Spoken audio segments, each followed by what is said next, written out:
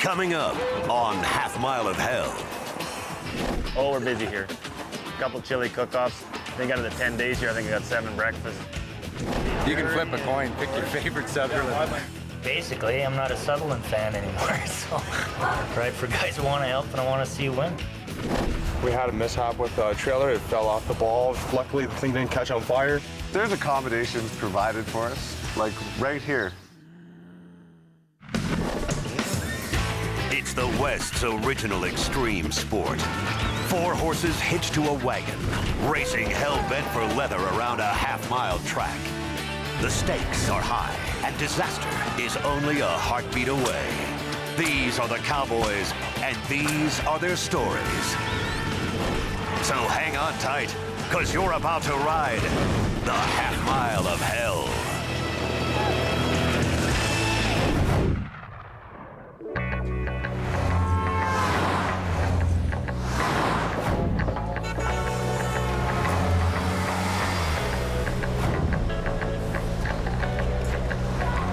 The concrete jungle is the last place that comes to mind with chuckwagon racing. But this is Calgary, the birthplace of the sport.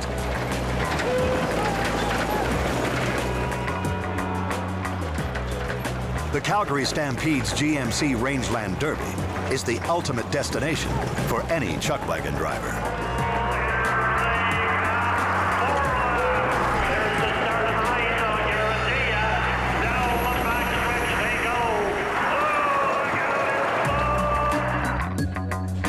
For 10 days every summer, Calgary goes crazy for chuckwagons. The top drivers are instant celebrities. Come down, count of 5. Yeah. 4, 3, 2. It's a tough way to make a living. Mark Sutherland will be competing at the Stampede despite this crash last month in Grand Prairie. He is the son of legendary chuckwagon driver Kelly Sutherland.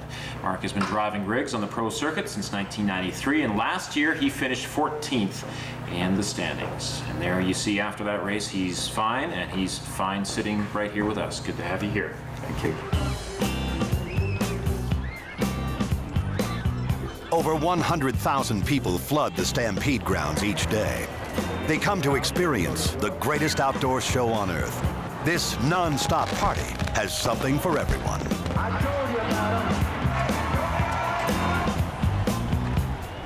'em. 10 days at the Stampede is more than just racing for the drivers. Their sponsors host events throughout the city, and keeping up with personal appearances can fill every day. I'd like to thank everybody for coming and have a good morning and have fun at the Stampede and everybody play safe. Oh, we're busy here. Me and the mascot, lots of things. Got a chili cook-off to go to downtown for ATV. I got to go to BJ Services breakfast. I think out of the 10 days here, I think I got 7 breakfasts, a couple chili cook-offs, a couple other functions to attend. How are you? Great to see you. He helps me out a little bit. That's part of the game, I think, to build our sport. I mean, if I don't get out in the public and help them out with their customers and their clients, they probably ain't gonna want to come back as a sponsor. So I gotta do my homework so I can continue to grow with the sport.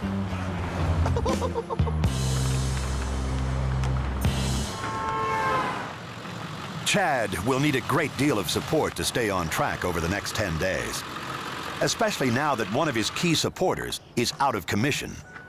As of this morning, his wife Dory has left the fairgrounds.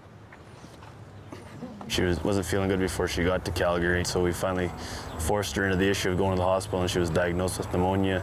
Then we have some good family friends here in Calgary that were nice enough to keep her at their place for 3 or 4 days and give her some fresh air and a different outlook on life for a few days.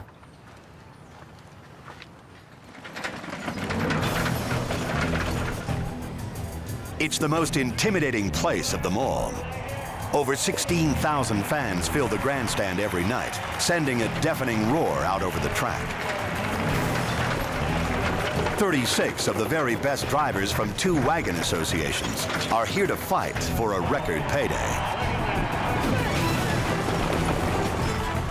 It'll take 81 heats to decide the aggregate winner. The prize? A brand new truck. The aggregate brands the best overall performer, but it's the final dash for cash that drives them all. Known as the Final Four, this sudden death heat is a showdown between the top 4 drivers after 9 days.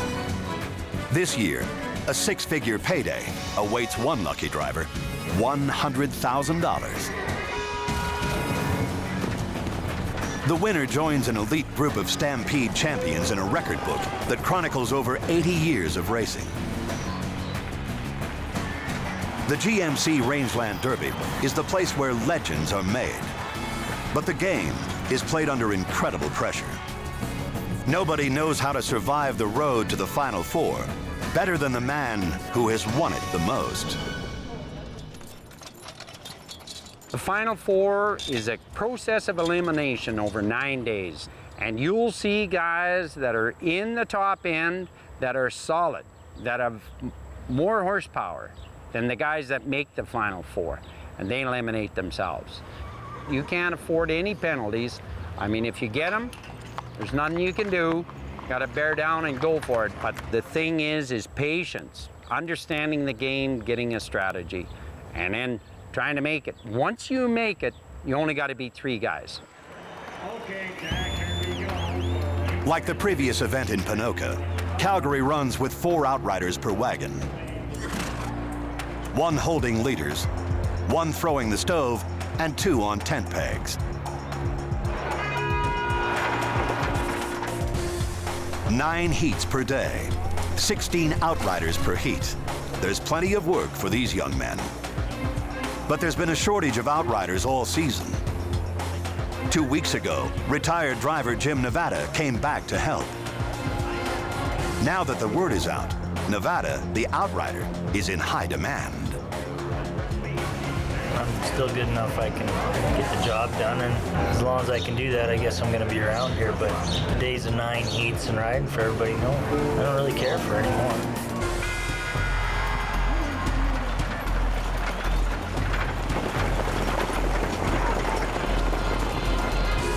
With this much commotion among the barrels, competent outriders are the key to victory. Their failure can sabotage even the fastest outfit.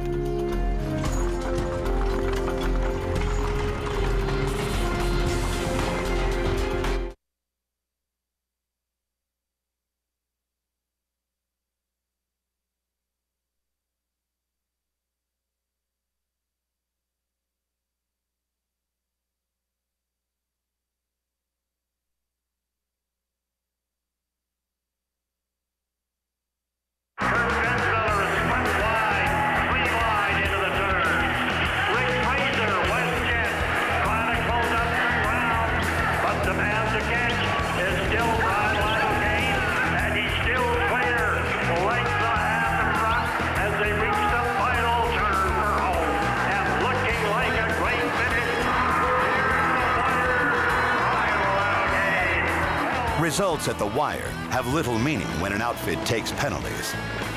Errors by Brian Labocane's outriders will cost him an additional 2 seconds. It moves Rick Fraser to first in the heats and 13th overall for the day.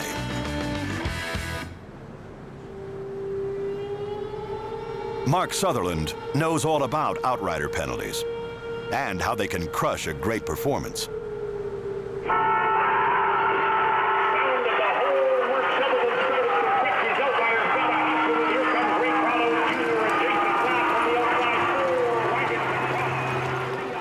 A week ago in Ponoka, his outriders failed to successfully load his tent pegs on 3 of the 6 nights. He was also penalized for late outriders in 2 of his other heats.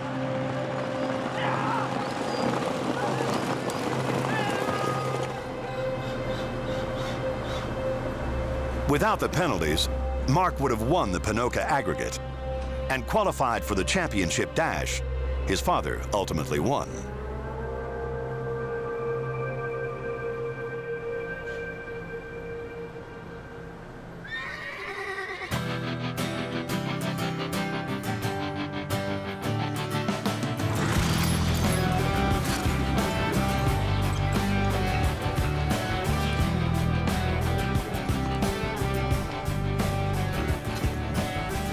Mark is got the toughest 2 outfits, I'd say, on the ground.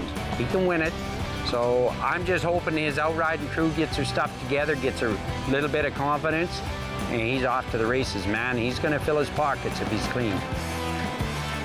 I'll do my job. There's enough to handle up there. Those guys can do their job.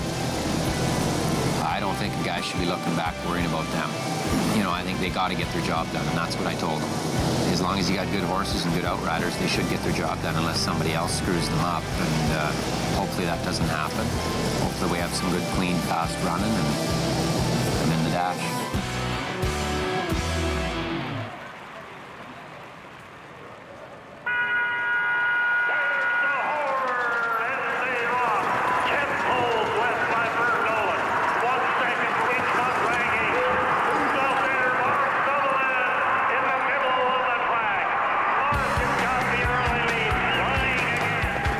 With tent pegs successfully loaded, Mark bolts from the infield and takes the rail. And that's Mark Sutherland, who's setting up blistering things. Sherry right in behind him now. Roy Dorchester in third. Here they come.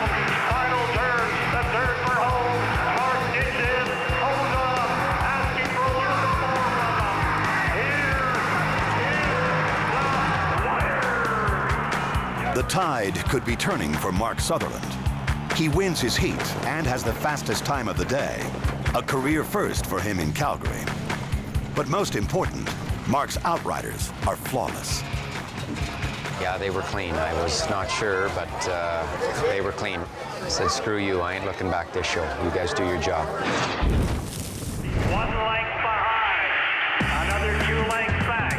And you got Chad Harden racing third. Chad Harden is also healing from outrider errors in Ponoka. He was in line for a top 5 finish until 9 seconds in penalties reduced him to 26th place. Red Johnstone back off last. Looks over his shoulder to see if Chad Harden's improving. Here's the wire. Red Johnstone. Chad Harden got there second. Chad's first night in Calgary looks good. He finishes a close second behind Reg Johnstone, but his outrider problems continue. One was late crossing the finish line, and one didn't finish at all. We can outrun the 2 seconds, I'm pretty sure, the way we're going, because there's lots of penalties tonight. Here's the place if you want to get 2 seconds off the bat, off the early, we can definitely fight our way back in. I don't know if we can fight our way back to the top 4. We're going to have a struggle getting there, but at least get back in the top 10.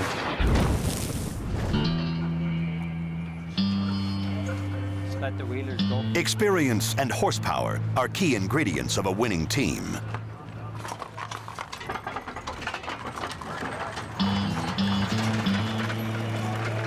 Ten-time Calgary champion Kelly Sutherland leans heavily on one other. Well, I think you got to have luck, and that's from day one on. Well, certainly this year I have the horsepower, so long as barring any catastrophes, should make the finals, you know. I've won it here before. Number 11's kind of eluded me the last couple times I made the finals, but we'll see what happens. Maybe old Lady Luck will be around this year. These are rough lines, but they still got to get it in there. Ready to go.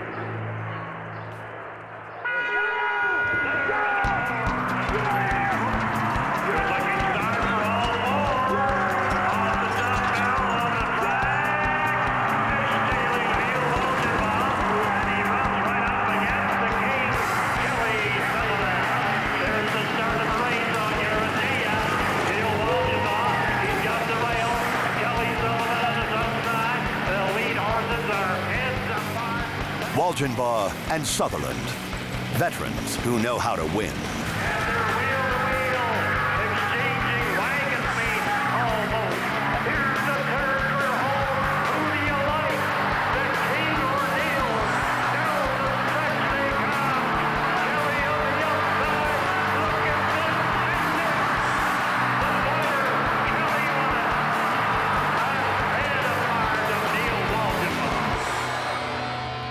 Lady Luck smiles on King Kelly. He's third overall today, just 2 spots back from his son. Perfect. Nice, clean, safe run. That's all that matters. Penalty free, penalty free. Place third, eh? Right in the hunt. It's not a problem. I can run him down. Just give me a few days, that kid. Everyone wants a shot at the title. To get there, Mark is going after a ringer. But to get him, he's going to have to swallow a lot of pride.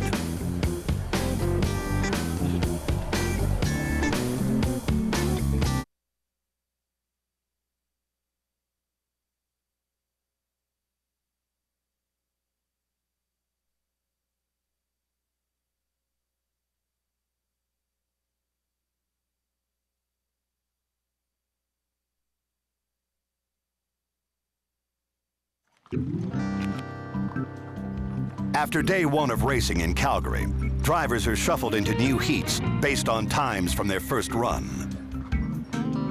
The new order leaves Mark Sutherland short an outrider. He's decided to ask Jim Nevada to fill in. A gutsy move, considering there's bad blood between them. Well, Jimmy was a wagon driver prior to this year, so we grew up kind of knowing each other, and we're both pretty outspoken, and we've been on the opposite sides of the table the odd time, but this is wagon racing, and you got to get the best that's on the fence. I don't think Jim would ever hurt me if he was riding for me. Riding the final heat for somebody? I'm already there. Oh, are you? Yeah, I was rode for him tonight. Are you in the final? I think so. I think it'd be me and you and your dad. No, family. I asked him if he wanted to ride in the final heat, and he told me he'd see when the draw come out, but I don't know if he wanted to ride or not. I said he could ride for me or Dad, whatever he wanted. You can flip a coin, pick your favorite Sutherland. Basically, I'm not a Sutherland fan anymore, so I don't need the money. I'm just in it to help friends out. Ride for guys who want to help and I want to see you win. If I don't want to see you win, I guess I don't ride for you. I guess I don't know. You gonna ride? I don't know. He said he's going to wait till he sees if it's official. You guys don't have to be friends. You just gotta do your work. That's right. Yeah. He's got to do the job and collect the paycheck. Right. Come up on the stage, get his bronze. There you go.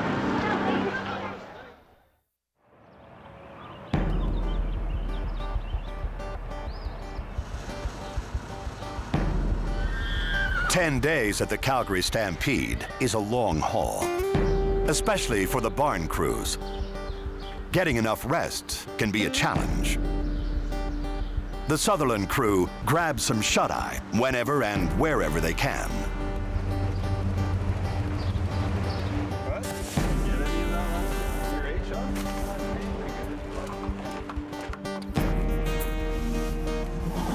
Activity begins early around the barns. Caring for this many animals consumes every waking moment. At Calgary, we're cramped in with our holiday trailers close to our facilities, and we have a living quarters there, every driver. As a result of that, there's no area allowed for trailers for barn help. The Sutherland crew does have their own trailer, but on the way to Calgary, it got banged up. It's now on Mark's farm, where Moose holds down the fort.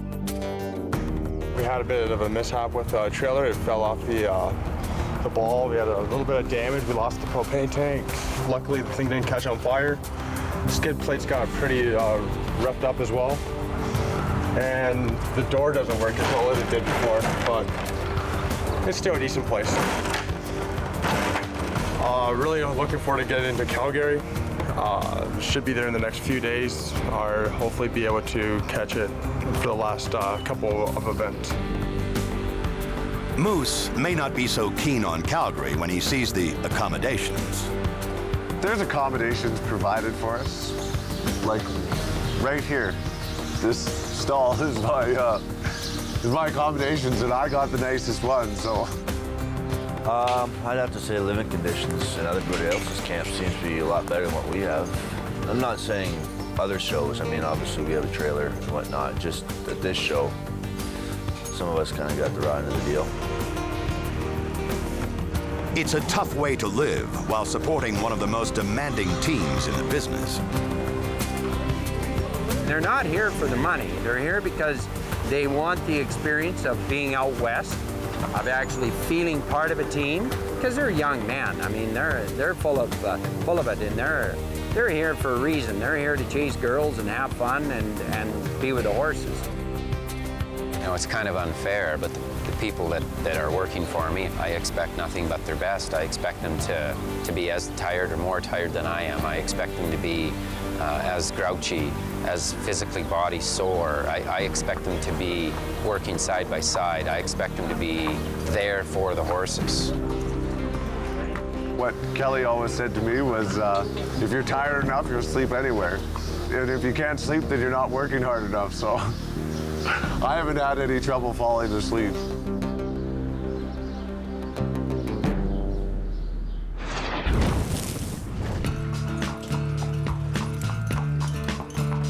While his wife, Dory, is away with pneumonia, Chad continues to fill every spare moment schmoozing his sponsors. Today, one lucky sponsor is receiving a very special birthday gift. So Chad, how fast are we going to go? Yeah, hopefully fast enough to scare you.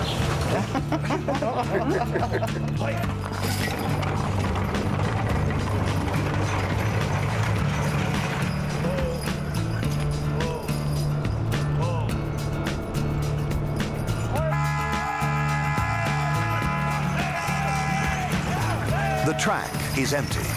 No wagons, no outriders, no crowd. But it's as close to the real thing as any spectator could hope for.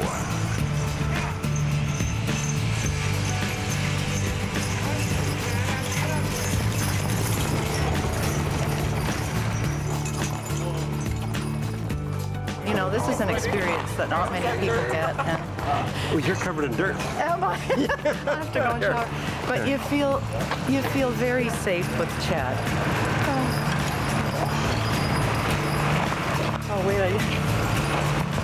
and it's a good thing you have those glasses. Boy, that dirt, the sand is just flying up. Happy birthday. Well, thank you. That was just wonderful. You know? I think you might remember this birthday. I give them the opportunity, all my sponsors, that if they want to ride in the chuck wagon, they can ride in the chuck wagon. And I think it went over really well, and his wife was ecstatic. She couldn't believe the power of the horses and everything, so it went really good. Smile.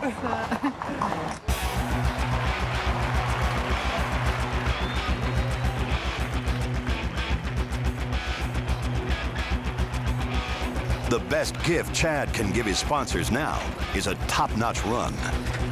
Barrel number 1 has him poised to deliver, but a rookie horse may not be feeling so generous.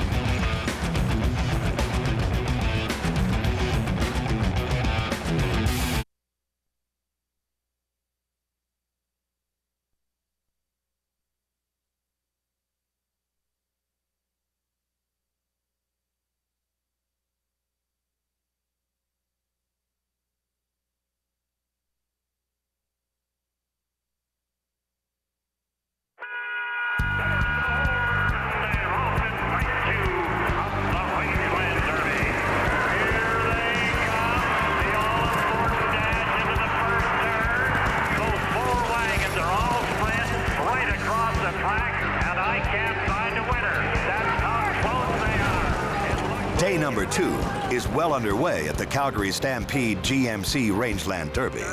Then you got a separation of another length and a half before you pick up Chad Harden, who's racing third. Chad Harden is on the rebound from a 2-second penalty on night number 1. Chad Harden found a doping on the rail, and he starts to come. Oh, it's not over by any means. His second run looks promising, but a last-minute decision to use a rookie horse is going to cost him. Look at the finish again. We've got here Glenn Profit held off. Back at the start, the inexperienced horse throws the team off stride, and Chad completely misses his barrel.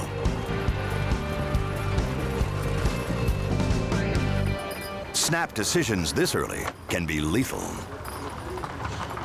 Oh, I thought we'd get the extra start since the team wasn't working yesterday. We went and hooked them today and got way out of shape and had to bail out so I didn't run into nobody. So the safety of the horses came first. I should have went a little further, but don't want to hit nobody and don't want nothing hurt. So the 10-second penalty plunges Chad to last place for the day and 33rd overall.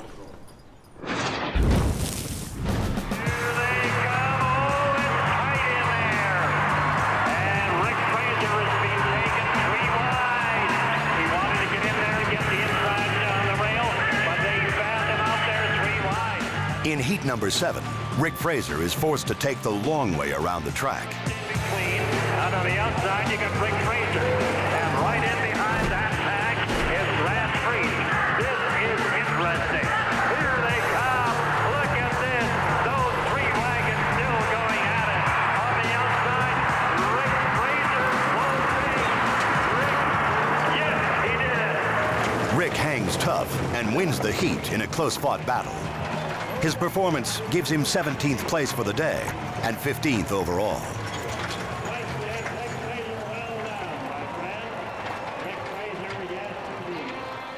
Now we got the Sutherland family going at it. Son Mark will be dueling Dad Kelly. An interesting setup for the final heat of the night. Watch this one.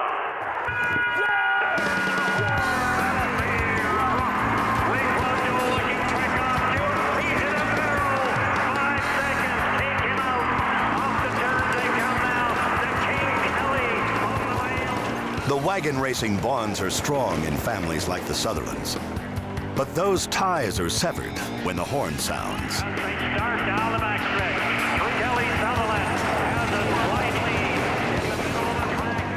lead. No, he's just another competitor. I mean, he's going to have to turn and outrun me, and you know, hopefully I get the job done. I beat him and kick some dirt in his face. And in along the rail now. Mark Sutherland's got him wide open, and he's closing. I have no competition issues with Dad. I'm glad that he's the best. Do I want to beat him? Absolutely.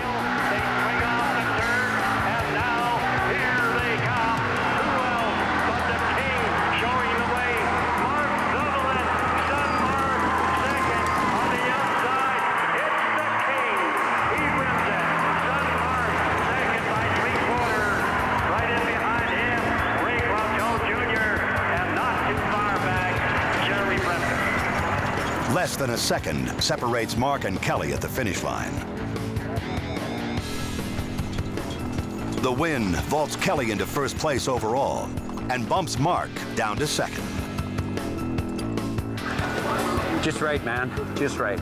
Barrel 1, got to make some ground up because she's going to be tough here later in the week. I was 5th overall tonight, so I lost that second that I had on Dad and everybody else. There's a lot of running left, and if they keep working the way that they can work, I'll be in the running anyways. Just wish I was sitting in first, not second, that's all.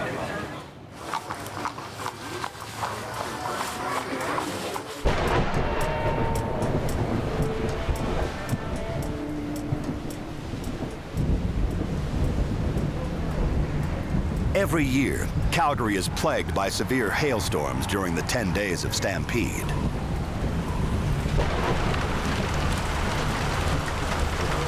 They roll through late in the afternoon, unleash their rage, and move on.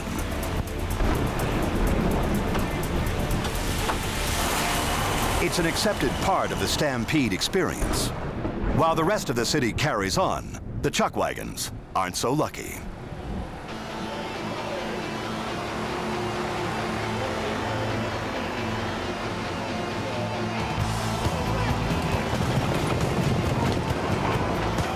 The track is designed to drain water quickly, but there's no fix for the mud. It's going to be a hellish night at the races.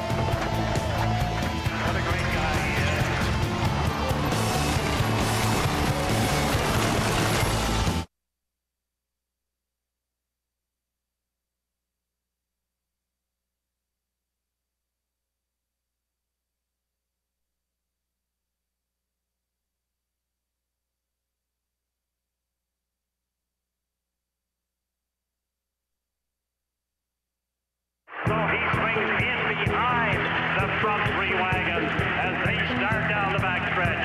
Ted Harden's got the front end momentarily because Bert Grotto, the great veteran, has got the rail, and now he crawls right up alongside, and they're going head-to-head. Determined to climb back from 33rd place, Chad Harden is running tough on night number 3. So here they come.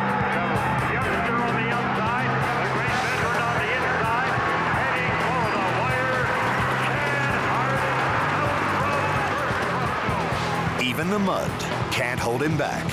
Chad wins the heat, takes 7th overall for the day, and moves up 3 positions to 30th. To hold the ball. He's got Rick Fraser back by a half a length now. Here's the turn for home. Rick Fraser is looking to better his 15th place position. And he's out in front. He's clear by 1. Rick Fraser second. And here, The muddy run drops him back 1 position to 16th overall. there's Rick Fraser. Rick, you had a 7 barrel. You made a good run at it. Rick's a great guy. Thanks.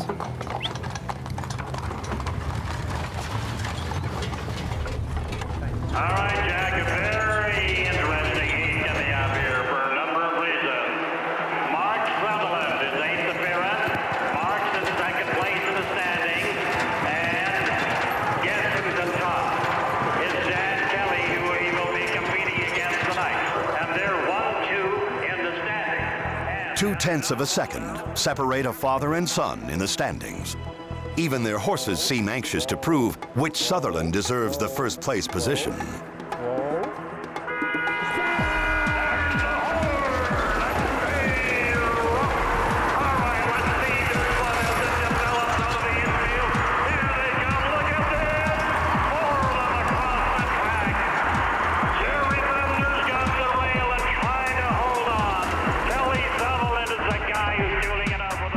Veteran driver Jerry Bremner is a serious contender and pushes the Sutherlands with everything he's got.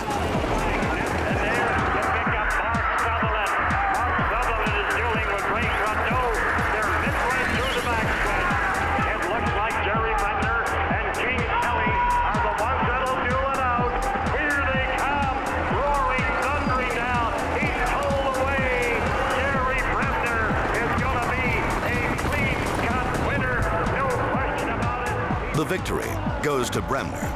Kelly is 2nd, but his anxious horses earn him a 2-second penalty for lunging ahead of the horn. That's wagon racing, man. We had that happen once. If everything don't work, it don't work. I mean, it's a very simple game.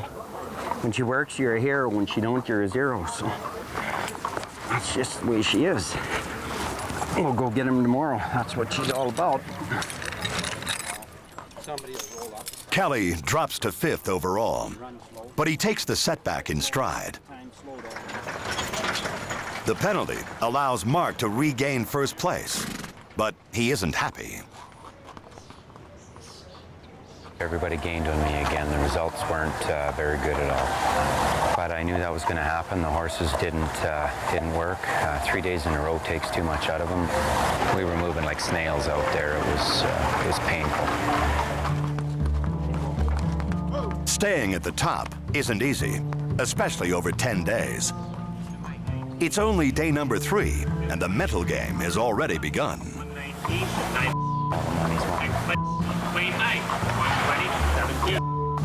The pressure mounts when you're in front. When you're in front, you have that feeling you should stay there, and you should have guys chasing you. He's listened to me talk lots enough of how pressure can get to your head and how you can really defeat yourself, and that defeats quite a few guys at this venue, right?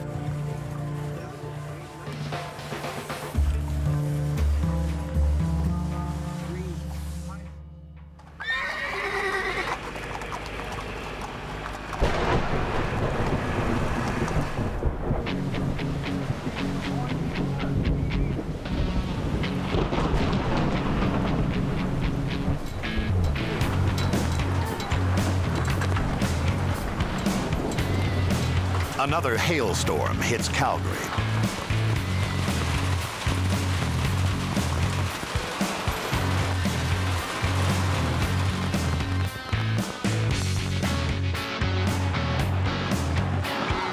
Night number 4 is shaping up to be downright ugly.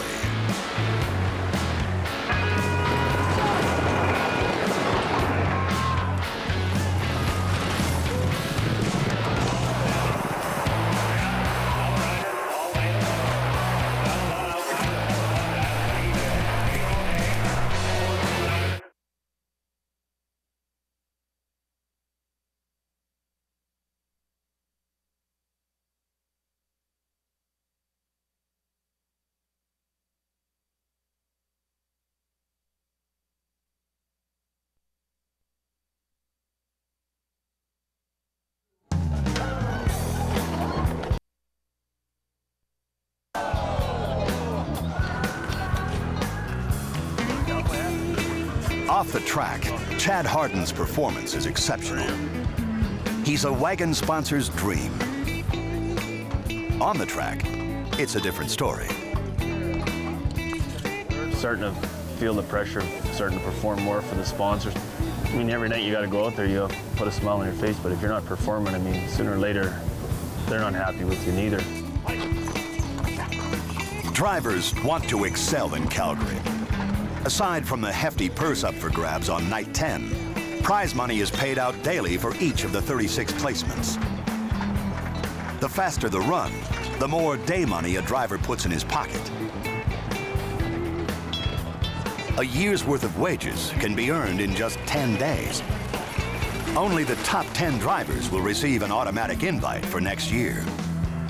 The pressure is on for Chad to improve.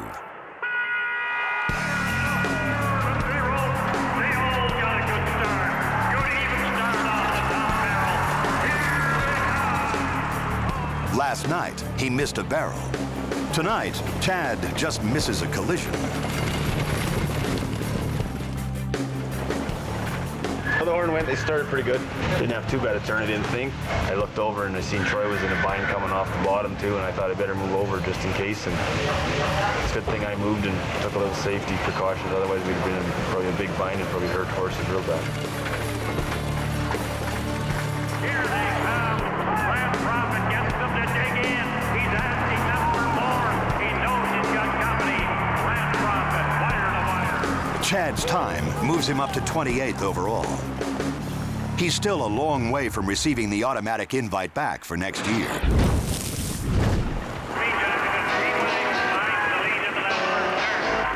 Rick Fraser's got some ground to pick up. He's in behind a wall of wagons in fourth lane, midway down the backstretch. Rick Fraser also had problems at the start. Rounding the top barrel, his team almost jackknifed. He lost all momentum.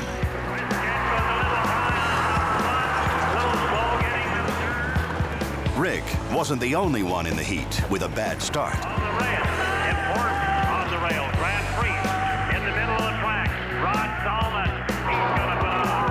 Heading for the wire, Grant Priest. Oh, he held on. Jason Johnstone, Rick Fraser, an amazing recovery. Rick salvages a third place finish. He moves up one spot to 15th overall.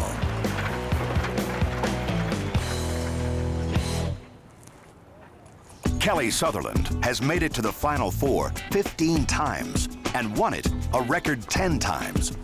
He's also won 4 aggregate titles here. If anyone can guide Mark to victory, it's his father. He certainly turned the corner last year, and I just see the improvement, the changes, the attitude towards the sport and life, and he wants to win it. He wants to leave an impression, and you got to let people know who you are and how tough you can get, and he's showing that now. Nobody succeeds in business, nobody succeeds in sport without great sacrifice. This is just a 10-day culmination of a year's worth of sacrifice. I mean, that's what it is. That's what we do. And you're not prepared to make that sacrifice, you're not going to be a contender. You're certainly not going to be a winner. All right, here they come, folks. Nice and final heat. It should be a great one. Training with the King is beginning to pay off. Mark is the current leader, topping his father by 2 positions. The kid is in pretty solid. He's been penalty free, but I'm not scared of him, but I'm not scared of anybody. I mean, I can beat anybody. If he gets there and I get there, he's going to earn it. He's not going to be handed to him, certainly by me.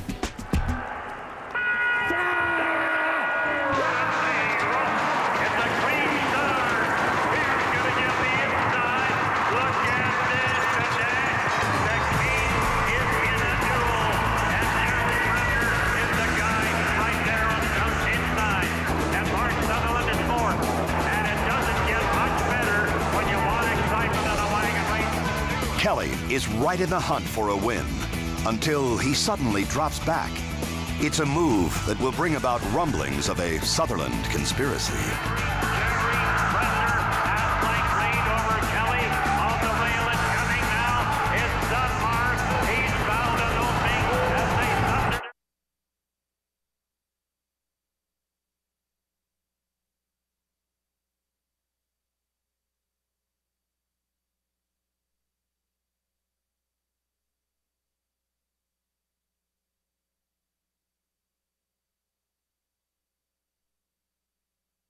turn, and there they go now. Down the backstretch. That's young Ray Croteau Jr., but he's 3 wide. Jackie Kelly is in the middle. And on the rail, you've got Jerry Bremner and Mark Sutherland is 4th. Mark and Kelly Sutherland are tough to beat, especially when they combine forces. Late in their race on day number 4, Kelly drops back and leaves a hole for Mark to take the rail. Ray Croteau Jr. has nowhere else to go but to the outside lane.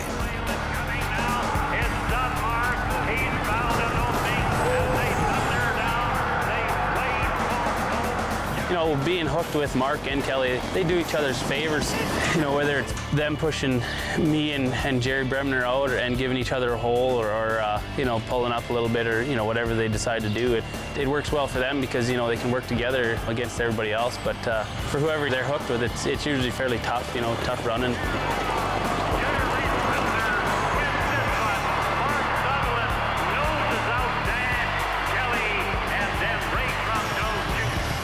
If the Sutherlands were scheming, their plan failed to keep Jerry Bremner from becoming the new leader. Mark slips to 2nd, and Kelly is just outside in 5th. Day number 5. It's a typical morning around Chad Harden's barn until the cries of agony.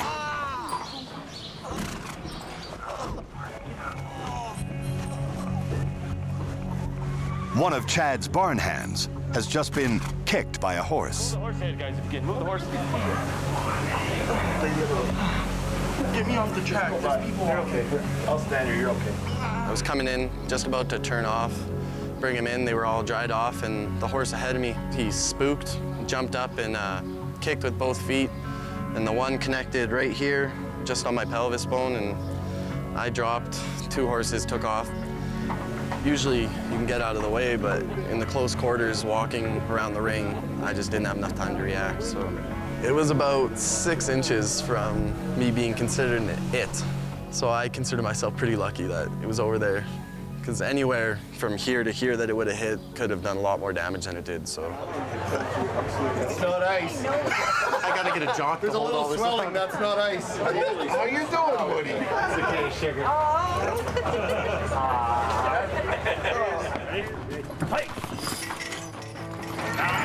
Down the backstretch. It'll be quite a duel. And there's Chad Harden for the great late third. And here they come, looking for Croteau, coming up to challenge Grand Profit.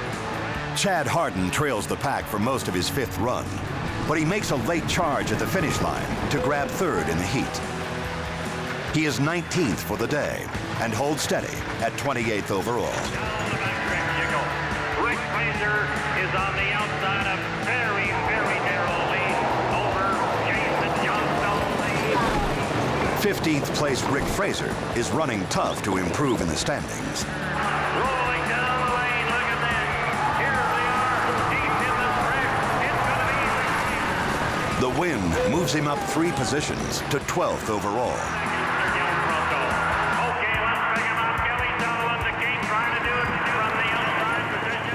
In heat number 9, Ray Croteau Jr. hits a barrel, but it doesn't stop him from returning a favor to the Sutherlands. Now here comes Mark Sutherland to stop them yelling. He's closing up. He's a challenging third. This time, Ray gets the rail and pushes Kelly wide. Ray Croteau still hugging the rail. That won't allow Kelly to cut over. It took about until the 3rd turn for me to get in front of Kelly so I could have the right to be able to pick my lane, and I pushed him out just coming out of the 3rd, and Jerry come up the rail. You know, we just proved that it's, you know, you only do unto others what they do to you, so.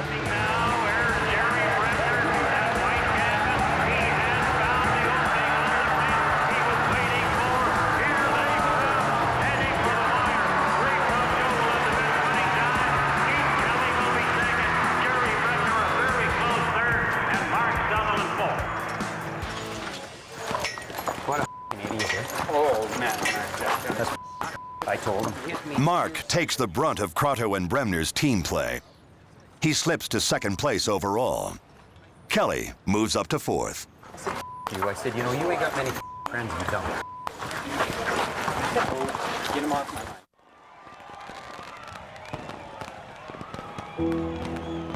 The road to the Final Four. It's the ultimate test of a wagon driver. It's 10 days of mud, sweat, and tears. And for some, it's 10 days of hell. If he doesn't crack the top 10, Rick Fraser will lose his automatic invitation to next year's Stampede. Financially, missing Calgary would be devastating. 6. If he can conquer the mental game, Mark Sutherland could make his first win the biggest of them all. He just needs to follow the trail blazed by his father. The Sutherlands have shared the road for 13 years, but with victory on the line, nothing will sidetrack Kelly, not even Mark. The King is plotting a course to Stampede victory number 11. The absence of his family leaves a void for Chad Harden. His time is filled with sponsor activities. Chad's strategy has been reduced to making snap decisions in his lineup. Like Rick Fraser, Chad is in danger of losing his automatic invitation to next year's Stampede.